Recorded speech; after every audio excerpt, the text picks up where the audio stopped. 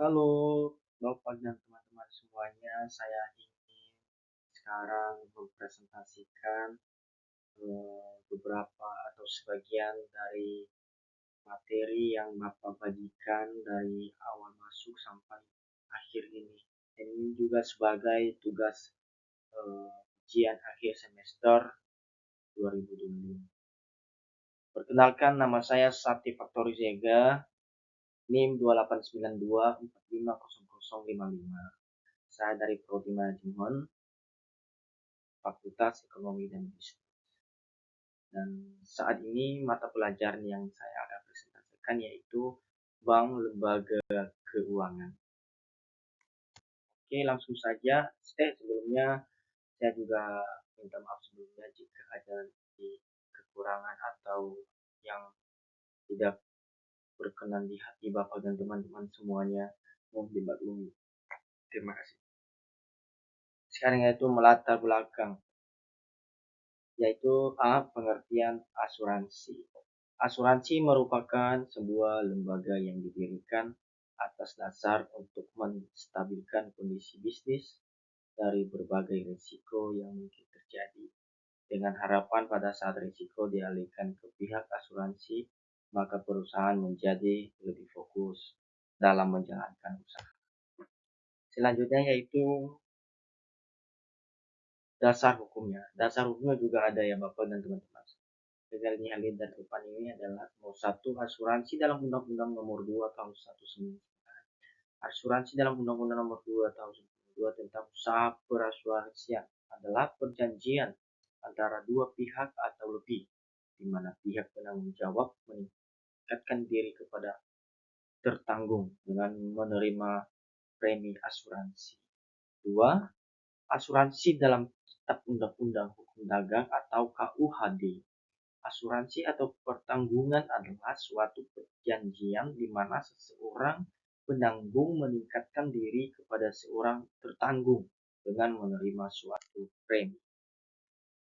Lanjut bagian C, yaitu prinsip dasar asuransi dalam dunia asuransi. Ada 6 macam prinsip-prinsipnya yang dasar yang harus dipenuhi, yaitu 1. Insurable interest, 2. Utmost good faith, 3. Proximate cause, 4. Indemnity, 5. Subrogation, 6. Contribution. Jadi Bapak dan teman-teman, ini prinsip dasar atau basic asuransi dalam dunia perasuransian. Jadi ada 6 macam, nanti teman-teman bisa mengecek atau mencari di mata pelajaran yang Bapak sudah bagikan, atau di Google juga bisa, di AI juga bisa untuk mencari pengertiannya, karena ini adalah PPT jadi agak singkat sedikit. Lanjut yaitu bagian D, jenis-jenis asuransi.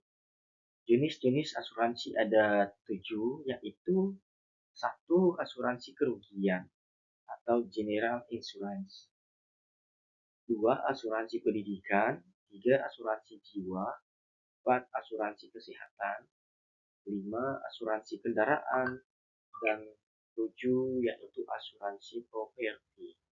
Jadi Bapak dan teman-teman bisa kita lihat langsung di layar. Ini di depan kita ada beberapa atau ada 7 jenis-jenis asuransi. Jadi wajib kita tahu ini, nanti kalau misalnya kita punya kerjaan atau apa, punya usaha, jadi kita juga harus punya asuransi seperti ini. Selanjutnya yaitu manfaat asuransi. Ini juga manfaat asuransinya teman-teman dalam kehidupan atau dalam perusahaan juga ada beberapa atau fungsi manfaat asuransi ini juga. Jadi fungsi utama asuransi adalah sebagai pengalihan risiko, pengumpulan dana dan premi yang seimbang.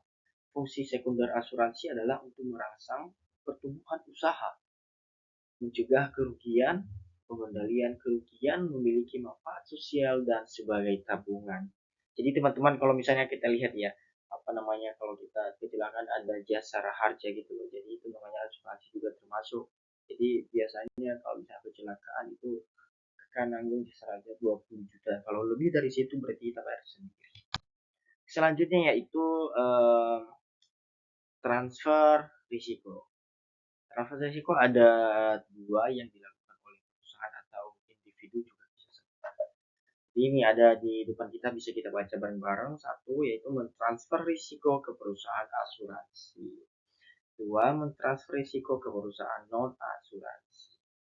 Jadi Bapak dan teman-teman sekalian, untuk presentase saat ini mohon maaf, mohon dimaklumi karena sangat singkat sekali dan saya sudah saya rekam juga yang ini saja. Nanti untuk lebih lanjut nanti kita bisa belajar bareng-bareng di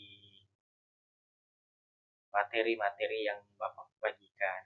Ini mohon maaf sebelumnya jika ada kekurangan juga, mohon dimaklumi. Jadi teman-teman Bapak, ini kalau saya lihat-lihat diri sendiri, asuransi ini sangat bagus buat kita yang bekerja, karena saya sendiri bekerja di suatu perusahaan.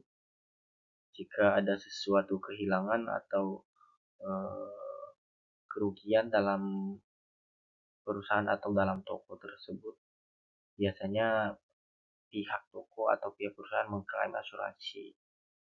Jadi kalau misalnya perusahaan tidak, misalnya ada orang yang mencuri barang atau duit, kalau misalnya perusahaan tidak bisa mengejarnya atau tidak bisa menemukan orang atau pelakunya, jadi perusahaan tinggal mengklaim asuransi.